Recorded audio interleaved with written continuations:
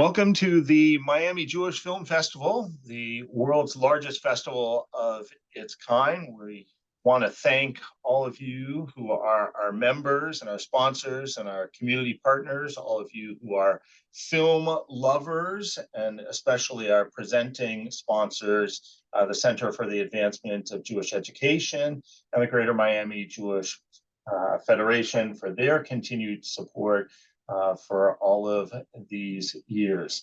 My name is Rabbi Alan Litwack from Temple Sinai of North Dade, and I am really excited to be moderating this conversation with our film director, Shai, for the film Holy Wine. So thank you for joining us. I thought we would get right into it and ask you, Snow, what brought you to make this film? Did you grow up drinking wine? What's the fascination with Israel's wine industry? Well, I'm not only a filmmaker, but a wine lover. So, wine growing up was always on the table, but it wasn't a real big thing. It was just there most of the time, and it was part of the meals. But as I grew older, I got really into it. And when I was researching a new subject matter for a documentary film that I really wanted to make a feature documentary, I thought this could be an interesting subject. So I started researching. And what I found was really kind of inspired me to make a film about it, take a few years of my life and go really deep into it to make holy wine. Mm-hmm. So what did you want to accomplish in creating this film? Well, I think of it as like a two birds with one stone.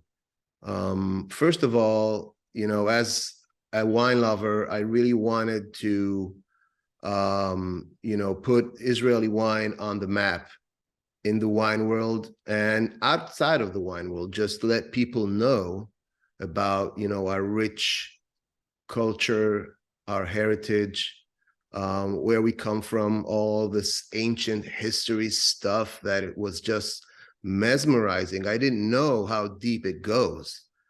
And I wanted to tell the story. And my research kind of brought up all these kinds of problems about our local wine industry. And I wanted to tackle those, kind of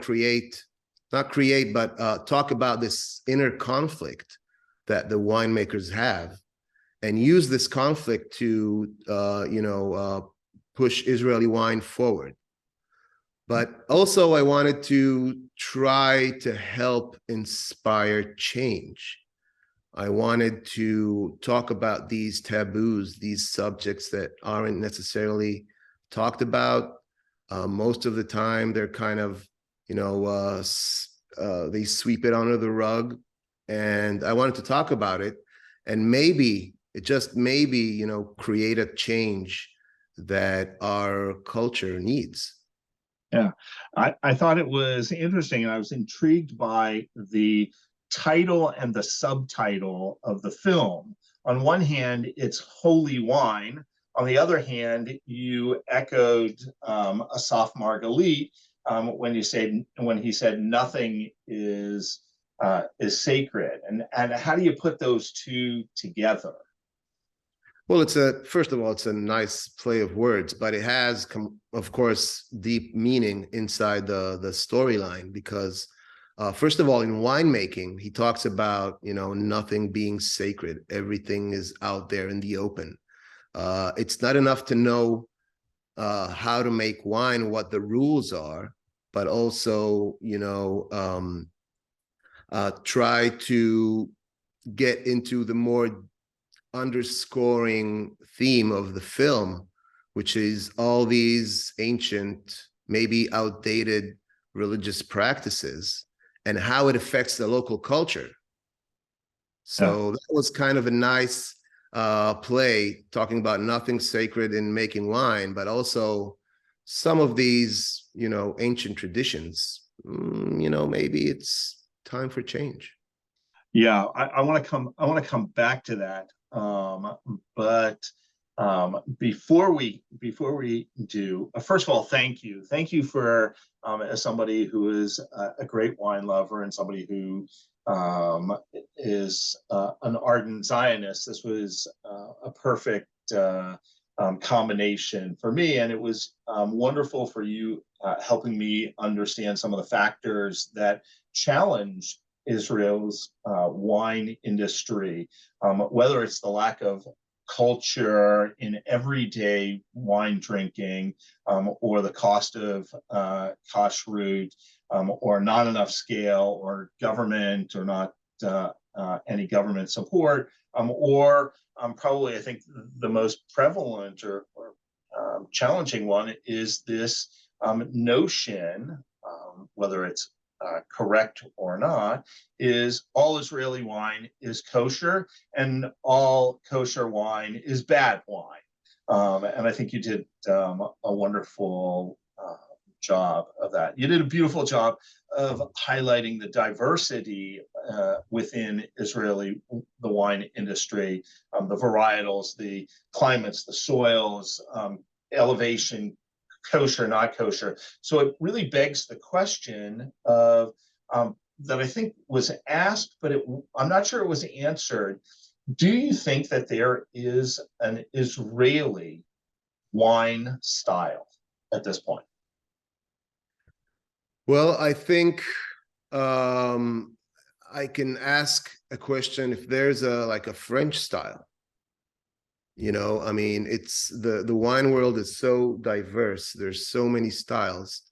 I wouldn't say there's one Israeli style. I think in France, for example, there are a few various styles, but it's always considered usually as, good quality wine, fine wine. And you talked about all these misconceptions about kosher, not kosher, and even knowing what it means. So there isn't one Israeli style. I think the winemakers here are so talented in what they do, and they are looking for, creating these fine wines that may, discover what Israeli wine is. And yeah, yeah, I think that it's. I would argue the answer is no, not yet, because while Israel has had this ancient history of winemaking in the region, right, the industry itself, with a couple of exceptions, is really new. Right? And what was great to see was all of these winemakers who are coming, they're being trained in both the old world places like Spain and Italy and France, as well as the new areas, New Zealand, Australia, California, bringing all of that together into Israel. And now it's going to take a generation, I think, for them to figure it all out, for the dust to settle. Yeah, I mean, there are amazing advancements. The specific conditions at which these winemakers work here is, it's very unique because we don't have any old world winemaking rules. It's like we call it the Wild East, right? Because winemakers could do whatever they want as far as trying different varietals, different blends, different ways in approaching making wine. And the fact that they studied all over the world is a big advantage for them, because usually, we don't wine country doesn't have all these winemakers coming from all around the world to try to make local wine here. And that's the thing, right? Trying to find that local style of Right. wine. Yeah, I think that you go to France and you have a Bordeaux style, you have a Burgundy style, because there have been generations, many generations, 10, 20 generations, who have been growing in that region, know that soil, know the climate, and have a history of this is the way we do it. And Israel uh, is in some way startup nation, and they're willing to take that knowledge from all of those different places, bring it, but now they've got to do the work, and you can only have one vintage a year, to try something out, see if it worked. If not, try something different, and each year you grow a little bit in your knowledge. And Yeah. what amazes me is how diverse it is. Winemaking is a slow process. That's kind of the romantic edge to it, right? You can't move it along. It has its own pace, for better or for worse. But it's amazing to see what in such a short period of time in the modern era, last 30, 40 years, the advancement that we've made.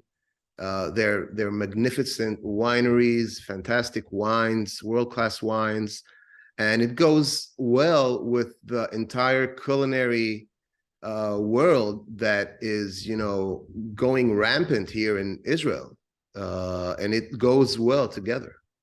Yeah, for sure. All right, so let's get to the big elephant in the room, which is the whole question of kashrut, not kashrut.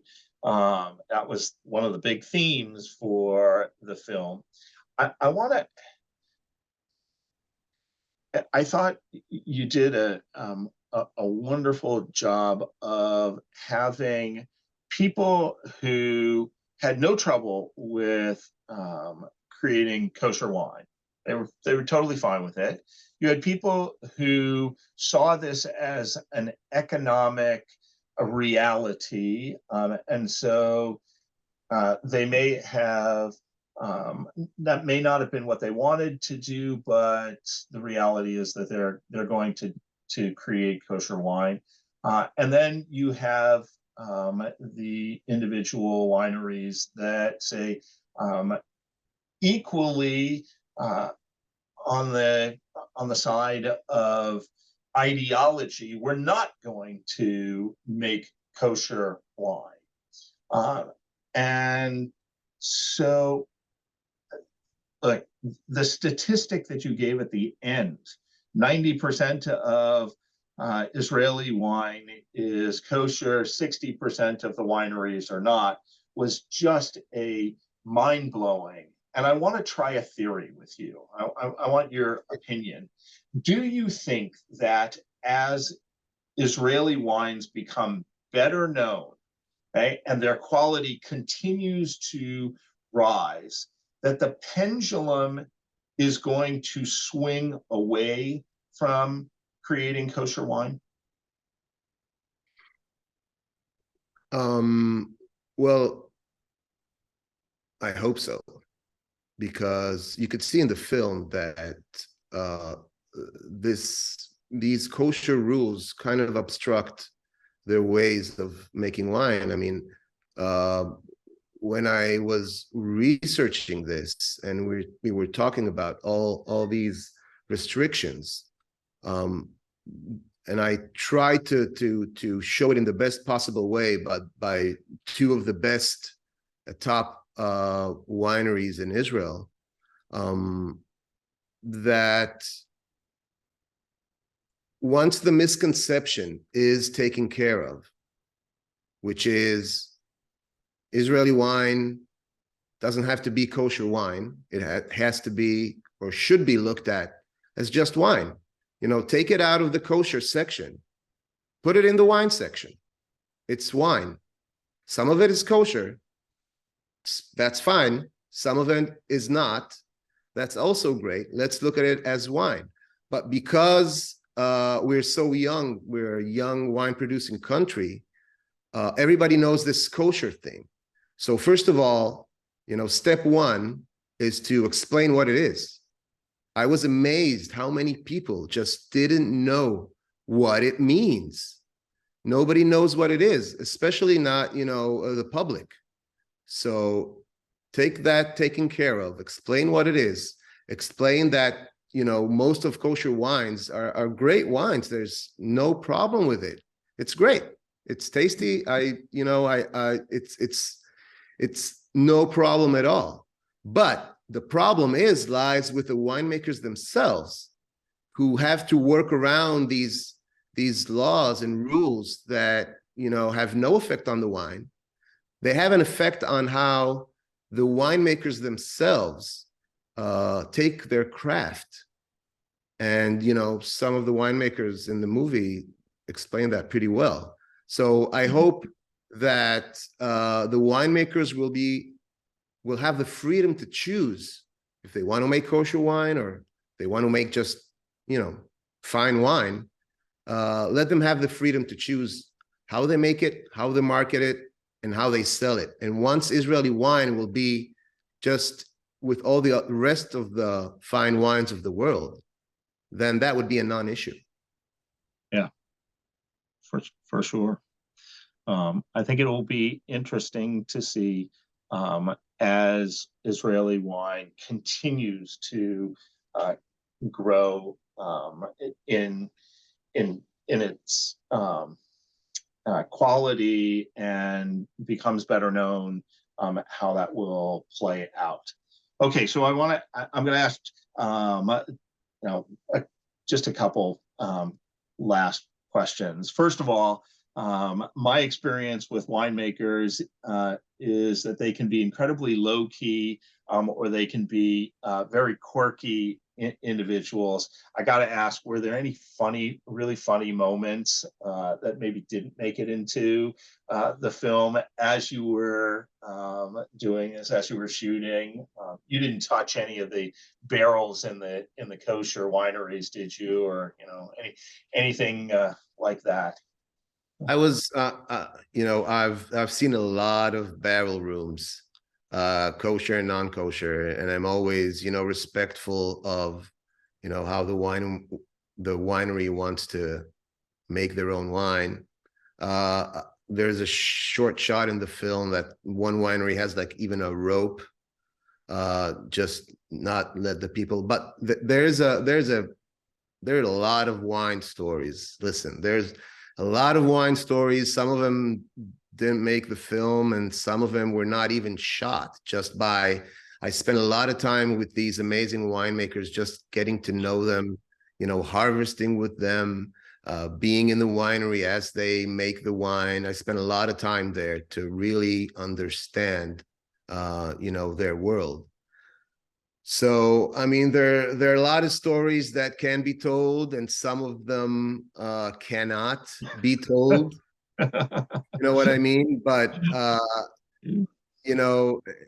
one of the funniest stories that I heard is one of the winemakers was taking a tour in this big winery, which I won't mention its name. Sorry, but I have to be respectful for all the people who I work with. Okay. But they were, walking around, and accidentally there was a drip in one of the vats, in one of the big containers of wine. And immediately this winemaker just wanted to, close the valve, and he touched the entire vat. So, and of course, the kosher guy, the supervisor, the mashgiach, he was there, and he immediately ran and said, "We got to throw this entire vat of wine." I mean, this is one of the big ones. Yeah, it's not a little family one. It's like an industrial giant thing. But, let's say the vat has not been thrown away, and he was politely asked to look the other way. So Nice. there's a lot of stuff like that going on. Of course, as you go deep into this stuff, you see, it's not always supervised. There's a lot of funny business going around this. I didn't want to make this film about that. I really wanted to show the human side of artisans trying to make their craft and being, treated as, second class citizens of the wine world, and specifically not only in wine, but if we talk about the Jewish community as second class Jews. And what is that about? That is something that is not right and should be discussed.